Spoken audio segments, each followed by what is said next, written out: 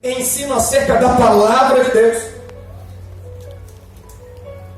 Se formos fazer uma análise, uma comparação com as crianças até essa idade, nos dias de hoje, será que vão saber ao menos quantos livros tem na Bíblia? Será que vão saber ao menos quem são os heróis da fé? De Hebreus capítulo 11. Será que vão saber quem eram os profetas maiores, os profetas menores? Será que vão saber quem foram os juízes? Será que vão saber quem foram os patriarcas? Será que vão saber o nome de todos os apóstolos? Será que vão saber quem foi o escritor do Apocalipse? É bem provável que não. E a todos os pais e as mães e responsáveis que estão aqui, me permita, como profeta, trazer essa indagação. Será que o seu filho e a sua filha têm aprendido com você sobre as verdades do Eterno, da forma com a qual a Bíblia nos ensina? Porque neste nome há poder. Aleluia! A questão é, será que estamos ensinando a nossa geração a realidade deste poderio messiânico? Quem tem ouvidos para ouvir? Ouça o que o Espírito já está dizendo à igreja. Aleluia! Aos 12 anos, os meninos então terminaram seus estudos. Mas se tivessem algum aluno particularmente brilhante, ele era chamado pelo doutor da lei para cursar um nível avançado, chamado aqui no Brasil de curso superior, com 12 anos de idade. Não com 17 para 18. Eles então tinham que sair de suas casas. Se, por exemplo, morasse na Galileia, tinha que se mudar para Jerusalém ou para qualquer outra cidade importante de Israel para se matricular, onde o doutor da lei fosse levar. E aconteceu isso com um jovem chamado Saulo de Tarso. Jesus não viveu essa realidade, porque Jesus Cristo teve que crescer com seu pai numa profissão para ganhar a vida.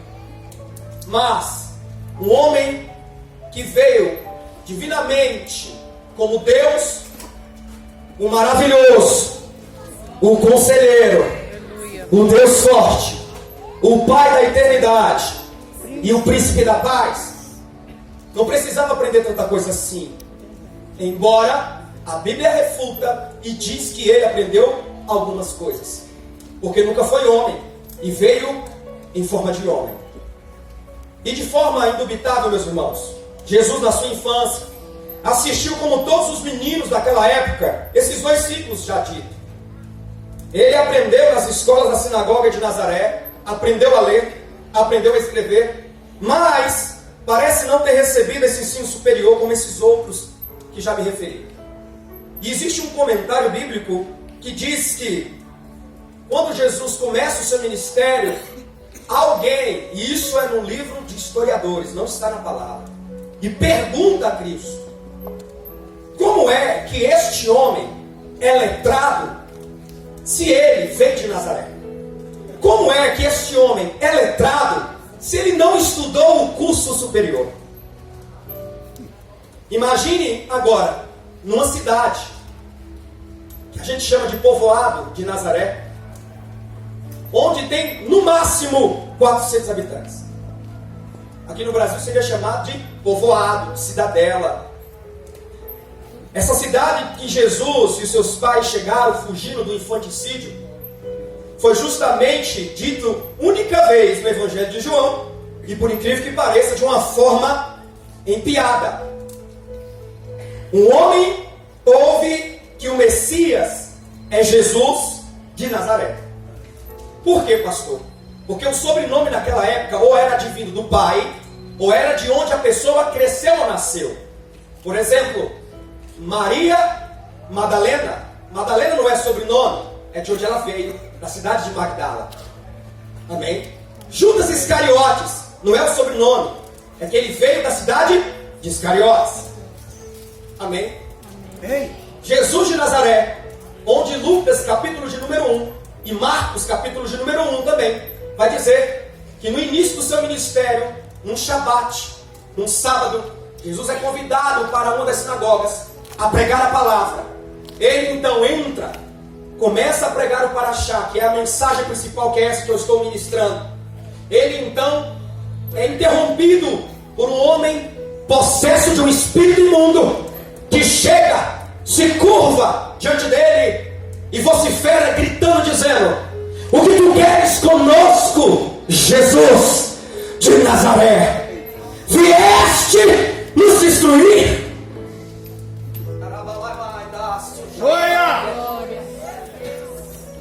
Vamos entender esse contexto. Jesus não estava em Nazaré, Jesus estava em Cafarnaum, a terceira e última cidade que ele cresceu, e foi o seu quartel-general. Aquele homem possesso de uma legião de demônios entra na sinagoga, no serviço judaico, aparece, interrompe a palavra e grita diante do mestre ajoelhado: Jesus de Nazaré.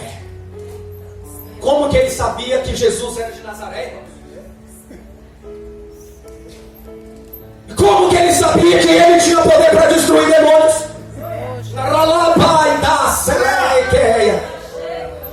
Já parou para se perguntar? Como? Vieste para nos destruir? E aí vem a terceira pergunta: bem sei quem tu és. Aleluia. O Santo de Deus. Jesus então olha para aquele espírito imundo, não responde as perguntas dele e diz: cala-te e sai dele. Porque primeiro, aquele espírito imundo, aquela legião estava atrapalhando o ministério do mestre. Não era momento ainda dele se revelar o Messias. Não era momento ainda dele revelar o seu poderio. Embora aquela multidão que estava naquela sinagoga estavam maravilhados diante do discurso daquele homem, porque a Bíblia vai dizer que ele não pregava de acordo com os doutores da lei, mas ele pregava com autoridade. Ou seja, aquilo que ele pregava não dava sono. Aleluia. Glória. Aleluia. A única informação que a Bíblia vai nos dar acerca de Jesus, em Lucas capítulo 2, dos versículos 40, 51 e 52, é que ele cresceu em tamanho, sabedoria e graça. Diga comigo: tamanho, sabedoria e graça. Jesus não era carpinteiro, como muitos acreditam. Porque se nós formos estudar o termo carpinteiro no original hebraico, está chamando tecton. E tecton significa justamente aquele que é o quebra-galho. É aquele que faz tudo. É como hoje chamado marido de aluguel. Faz de tudo. José era um tecton. E ele aprendeu com o próprio pai ou padrasto tudo aquilo que era referente à carpintaria também. Mas aí existe agora outra situação, onde nós paramos para entender sobre a verdade do mestre, que ele não era só um tecton, ele não era somente um carpinteiro, ele também era agricultor. Porque naquela época, irmãos, olha para mim por favor, o serviço de carpinteiro não era muito bem quisto pela sociedade, era criticado,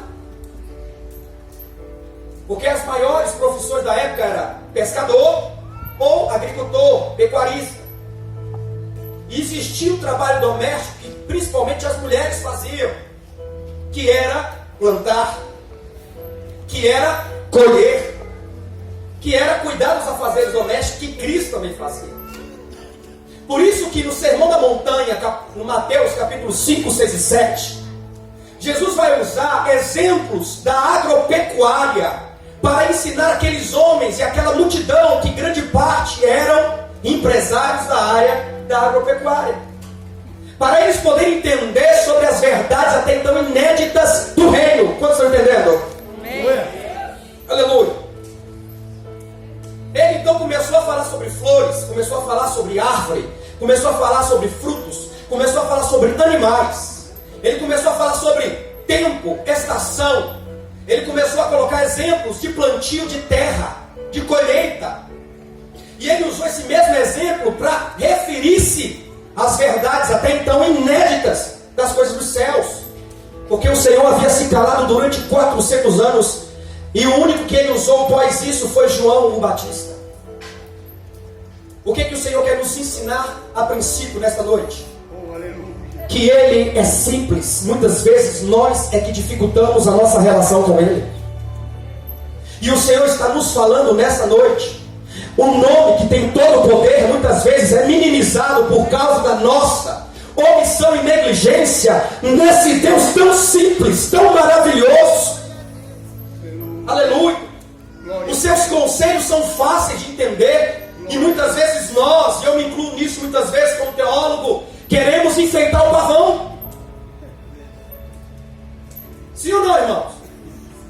Dá um sim aí para mim empolgar aí. Ele veio ensinando sobre terra, sobre árvores, sobre plantas, sobre flores. Não andeis ansiosos por coisa alguma. Não haveis ficar-se preocupado com o que haver de comer, beber ou descansar. Não é assim que alimentam-se as aves. Elas não precisam trabalhar nem fiar. As flores não precisam colocar e coser suas próprias roupas. E elas se vestem muito mais gloriosas do que Salomão em toda a sua glória. Aleluia. Eu não vou perguntar se você está ansioso, porque possivelmente alguns estão. Mas esse menino Jesus, aos 12 anos de idade, começou a trazer as suas palavras de forma maravilhosa aos doutores da lei, que conheciam só a letra, mas não sabiam do espírito da palavra vivificante. O próprio Cristo, a nível de informação histórica, irmãos, ele apresenta-se então aos 30 anos, pega o seu jumento, albarda o seu jumento e vai fazer a sua viagem inicial do seu ministério. E alguns dizem que ele comprou, outros dizem que ele ganhou, outros dizem que ele alugou uma casa em Cafarnaum. Pouco importa o que aconteceu. Só sabemos que ele foi para a parte litorânea de Israel. Ele foi para Galiléia. Ele foi para Cafarnaum, que significa a cidadezinha de Naum. E ali ele começa a sua missão. Ele é batizado no Jordão. Ele vai ao deserto durante 40 dias e 40 noites. É tentado por Satanás, na concupiscência dos olhos, na concupiscência da carne, na soberba da vida. Ele então é conduzido naquela tentação, vence o diabo pela palavra. Amém. Levanta sua Bíblia mais uma vez, por favor. O diabo, levanta a Bíblia, por favor. Se é digital, fica com vergonha, não, irmão. Pode levantar, é Bíblia do mesmo jeito. O diabo não vem para roubar a coleta de dízimo e de oferta. O diabo não vem para roubar o louvor. O diabo não vem para roubar a oração. Ele vem para roubar isso que está na tua mão. Ele vem para roubar a palavra. É por isso que muitas vezes você fica pescando na hora da palavra. Tem alguns aqui pescando, não vou denunciar não. Mas se você vê o teu irmão pescando, dá uma cotovelada santa para o diabo não roubar essa palavra dele. Dá um glória a Deus para acordar o teu irmão. Aleluia. No entanto, os parentes de Jesus ficaram muito surpresos no início do seu ministério, quando viram o mestre pregando e realizando milagres. E isso está em Mateus capítulo 6, versículos 2 e 3. Eles começaram a reprovar Jesus. O que é isso? Logo você vindo de Nazaré. Quem é você no jogo do bicho? Veio de onde? Quem joga futebol já pergunta, né? Tu jogou aonde? Chegou agora, já quer sentar na janela? Sabe o que isso nos refuta de reflexão também, irmãos? É por isso que muitos dos nossos familiares, no início da nossa chamada, duvidam da nossa real conversão. É por isso que muitos, no início da nossa caminhada, duvidam da nossa unção. Porque acreditam sempre no velho Lu das antigas. Daquele moleque travesso que aprontava todas. Que o diabo usou e reusou, reciclou, fez e refez. Comeu o pão que ele amassou. E aí quando Cristo então tira do meio do império das trevas e traz para o reino do Filho do seu amor, os parentes são os primeiros a se levantarem e duvidarem da chamada e da real conversão. Se tem alguém aqui que se iguala a mim, que viveu a mesma coisa que eu vivi e ainda vivo, levanta sua mão para o céu e dá glória a Deus. Porque se Jesus Cristo passou, eu passei. Seja bem-vindo à escola da perseguição. Dá um glória melhor aí.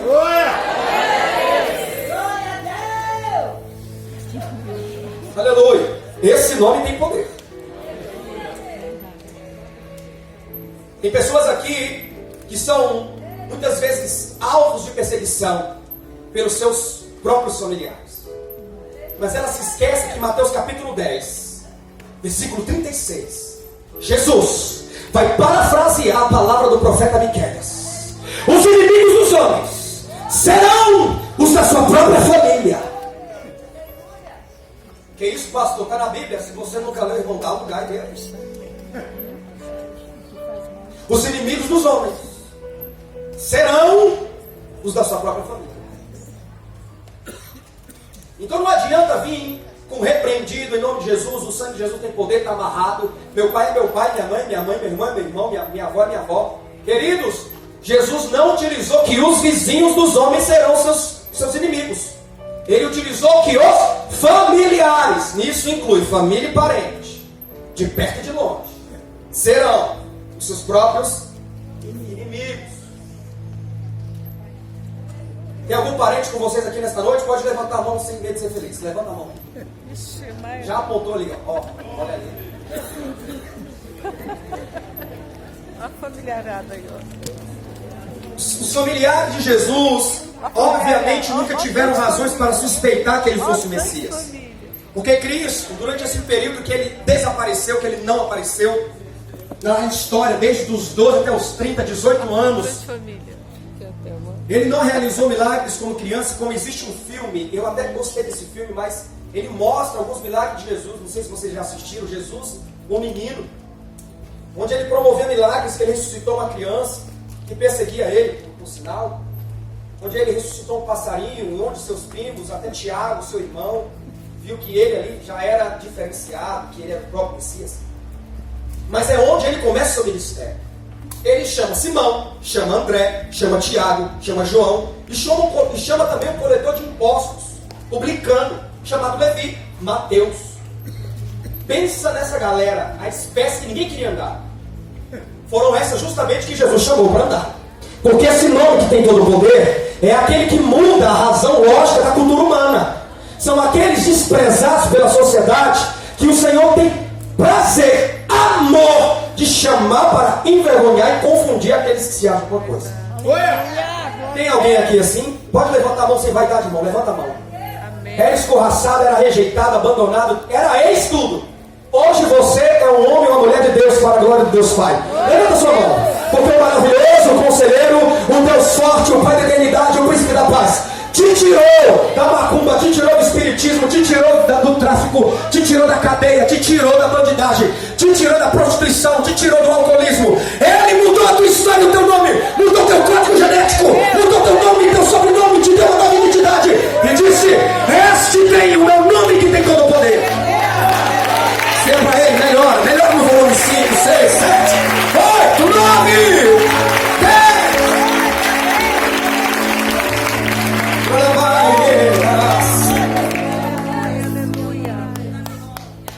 Aos 5 anos, como vimos, ele então participa do primeiro ciclo de estudo, depois mais 2 anos, e Cristo então, com 13 anos de idade, 1 ano depois, ele vai fazer o batismo, chamado Bar Mitzvah, que quer dizer filho do testemunho.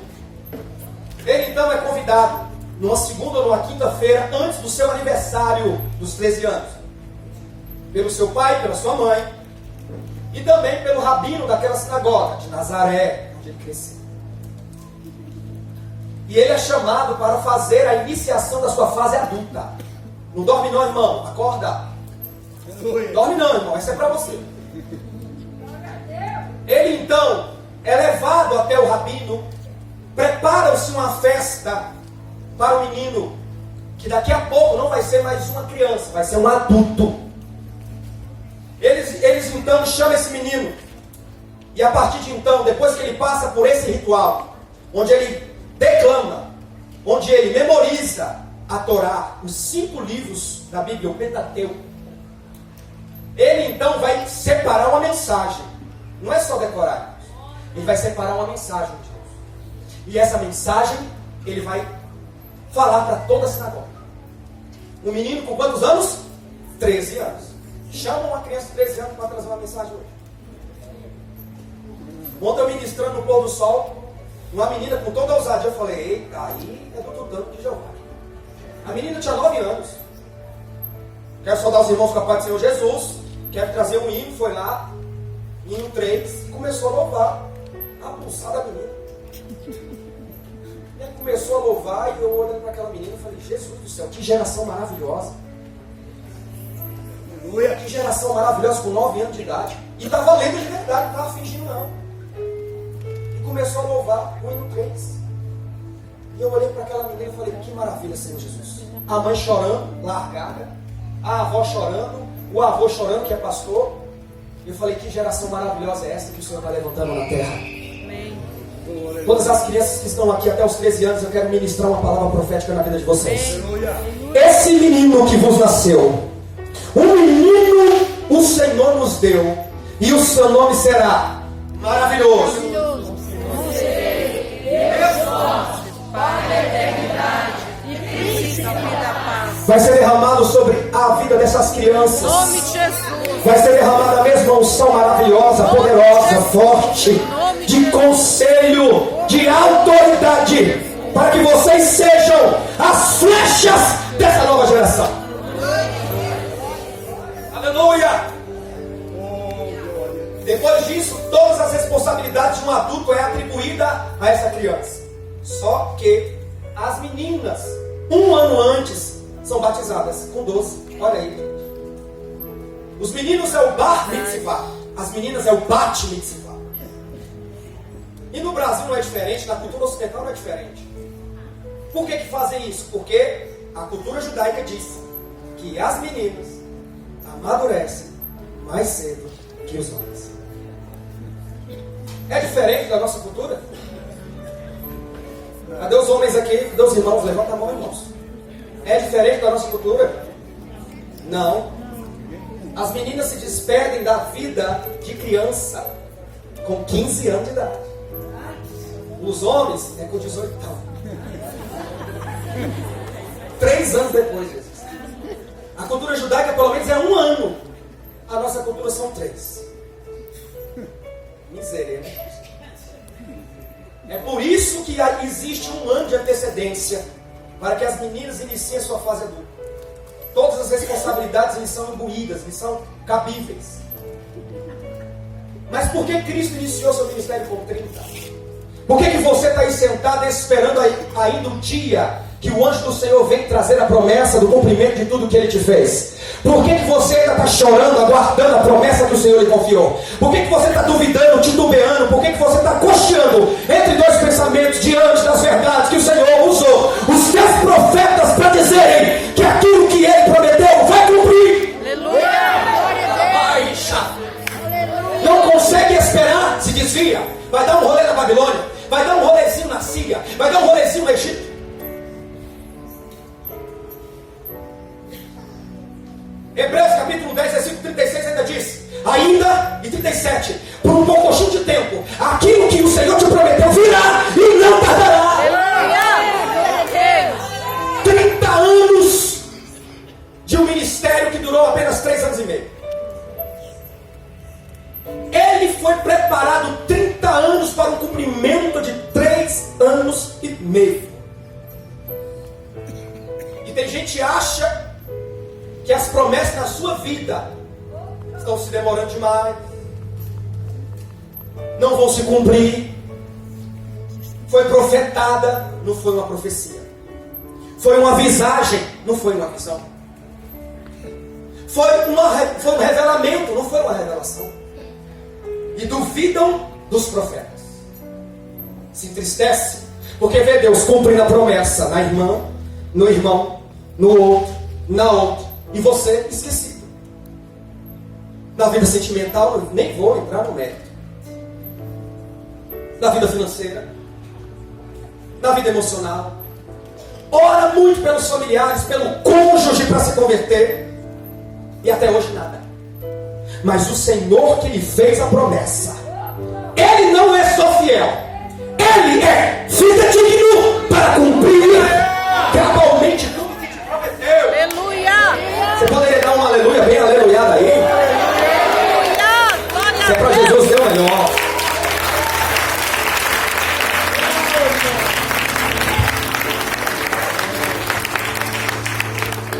Aleluia.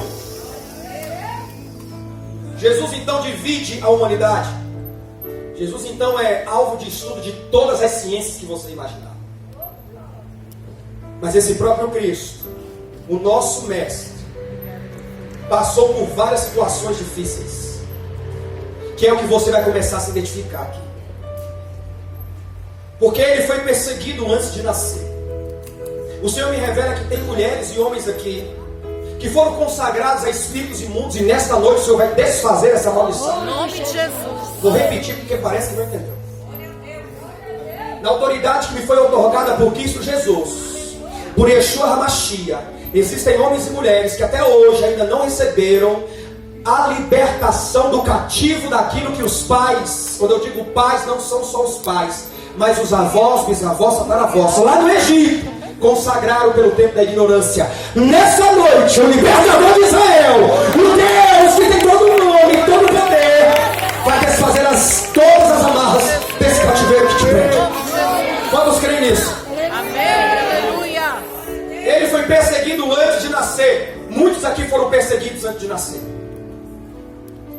Muitos aqui hoje sentem problemas emocionais de rejeição, de abandono, síndrome do pânico, baixa autoestima e outros tipos de doenças emocionais, justamente porque o diabo perseguiu desde a infância. Ei, você, irmã, o Senhor hoje te diz: eu vim para te curar. Aleluia. Você cresceu, é aqui, ó, o Senhor está pedindo para falar. É uma irmã nesse lugar aqui, ó. Eu já sei quem é. Você cresceu recebendo dos seus pais rejeição e abandono. Você cresceu recebendo dos seus pais a síndrome de Jessé, que colocou de canto Davi e preferiu Abinadab, preferiu Samá e os outros irmãos. O Senhor nessa noite está entrando com cura sobrenatural nas entranhas da tua alma. Em nome de Jesus. Foi para uma irmã, mas se pega na tabela para outra, toma posse também. O próprio Cristo recebeu ao nascer a primeira fragrância maravilhosa, que foi dejeto de vaca. Porque ele nasceu numa estrebaria, numa manjedoura, lugar onde as vacas ficam esperando o nascimento dos seus próprios filhotes. Imagina o cheiro onde ele nasceu. Talvez o lugar onde você nasceu foi um lugar inóspito, um lugar humilde, um lugar sem tantas condições. Mas o Senhor, que vira a situação da vida de qualquer um que Ele escolhe, nessa noite está virando a tua situação. O Senhor está dizendo: eu estou mudando a sorte, eu estou dando a chave de vitória, eu estou trazendo um novo tempo, uma nova unção e uma nova história para o meu povo, que antes cresceu não acreditando nas minhas promessas, inclusive materialmente. Toma posse. Em nome de Jesus. Recebe, querido, recebe. Em nome de Jesus. O próprio Cristo que morou, viveu no vilarejo pobre, onde se diziam que nada de bom saía de lá. E quem disse? Os próprios discípulos de Jesus. João capítulo 14, versículo 46. Natanael e Filipe, em Betsaida, começam a discursar e falar: será? Diga comigo, será? Será? Que da Ceilândia. Fala, irmão, da Ceilândia. Na Da Ceilândia. Chaparral. Da Samambaia. Pode sair? Alguma coisa boa? Recanto. Levanta a mão então. E fala assim: eis aqui. Eu. Eis aqui. Aleluia. Bem. Pode. Não só pode, como existe. Olha aqui. Olha essa multidão em nome de Jesus. Aplauda, aplauda, aplauda, aplauda.